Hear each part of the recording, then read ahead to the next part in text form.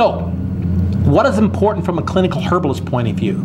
And that's the way I want to look at this from our point of view. We're not really looking from a pharmacist point of view, so we've taken the data and switched it around in a way. Now, when I say that's not completely true, in the alphabetical ordering of things, I've literally taken the things from the various databases. And that's what Lily's helped me, and we'll talk about the databases later. We've gone out the databases and be able to cut and paste and be able to take all that stuff, and we've basically raw dumped what their opinions are with the references of it. So we'll have a critical pathway of being able to make these decisions. Again, just because the interaction could theoretically happen doesn't mean it will happen. And that's one of the things we always have to be cognizant of. It's also important for us to keep current with the latest information. And it's always changing. As more and more people move over to using botanical medicine, we have a bigger chance of the interaction. And we're starting to get to that here. But it's really interesting using the model in Europe. You go into your average pharmacy in Europe, and it's 30% pharmaceuticals, 35% homeopathics, and 35% botanicals. So that's 70% natural remedies and 30% pharmaceuticals. Prescribed most of the time by medical doctors. So now you have medical doctors prescribing the herbs and the things together in somewhere like Germany and other parts of Europe. And we're having huge numbers of people doing these things together, and they're under the watchful eyes of a clinician, and we're still not seeing most of these drug interactions that are theoretical, which is kind of nice for us.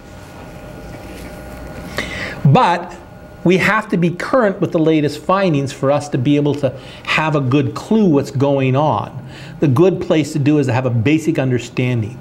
And you realize that we couldn't go through a list of drugs because, I mean, there's new drugs every day coming out.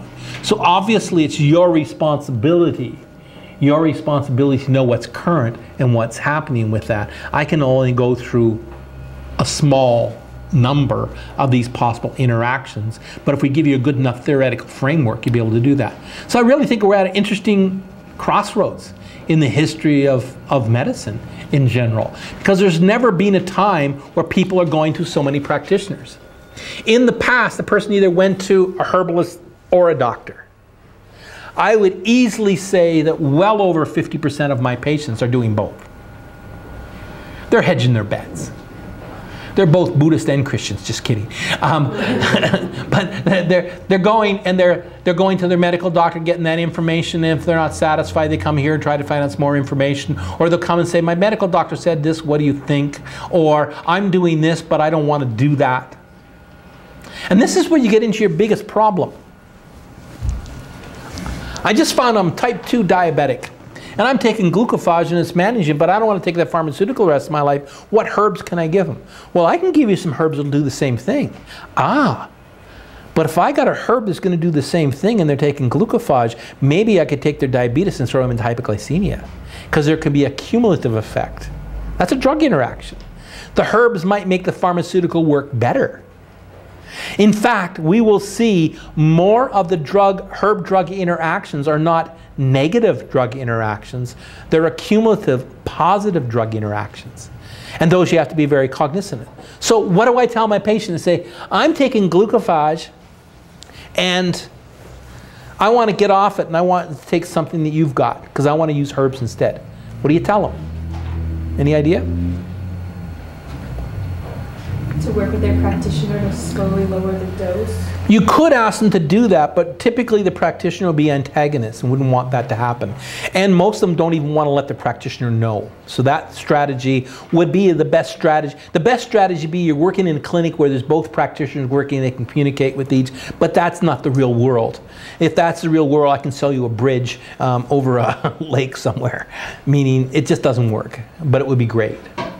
Inform them of the situation and then recommend they start on a very low dose and increase until they find area that works this good balance. And how are they going to figure that out?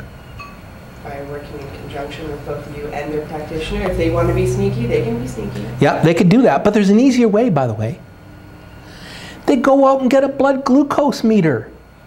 And they take the responsibility into their own hands, and they test their blood glucose on a regular basis, and you give them the information and they can titrate it so they know they don't get hypoglycemic.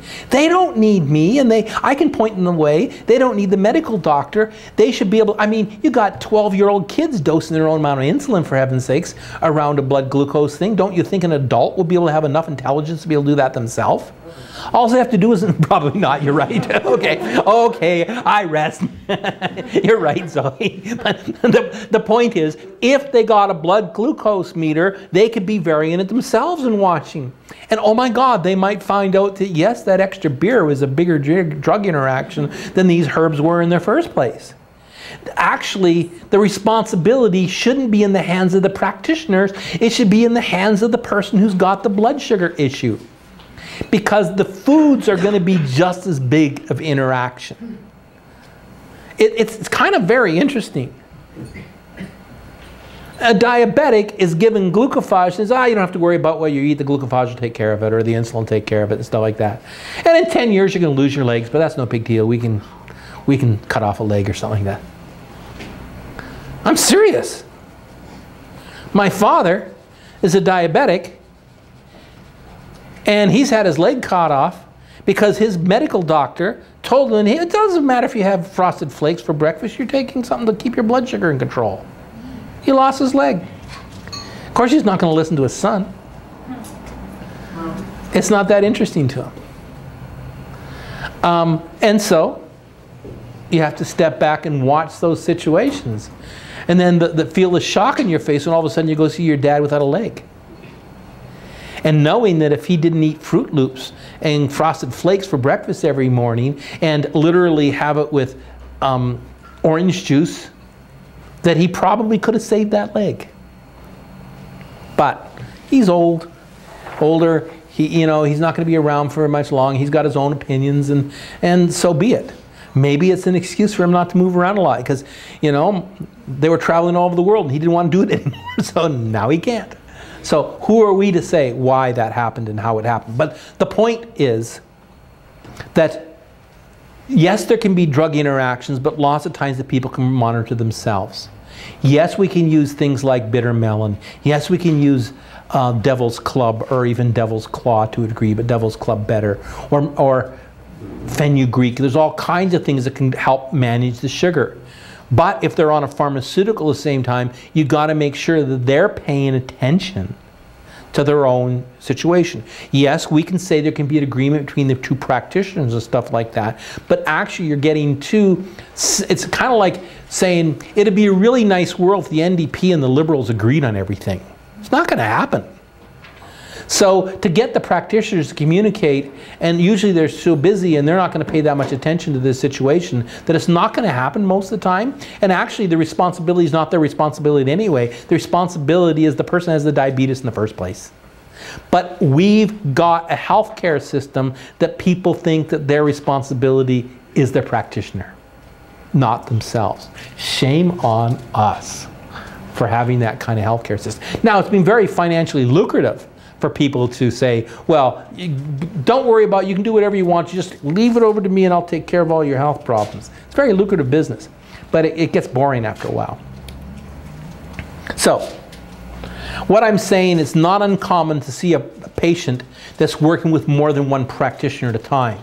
So because of that, we have to be a little bit more cognizant.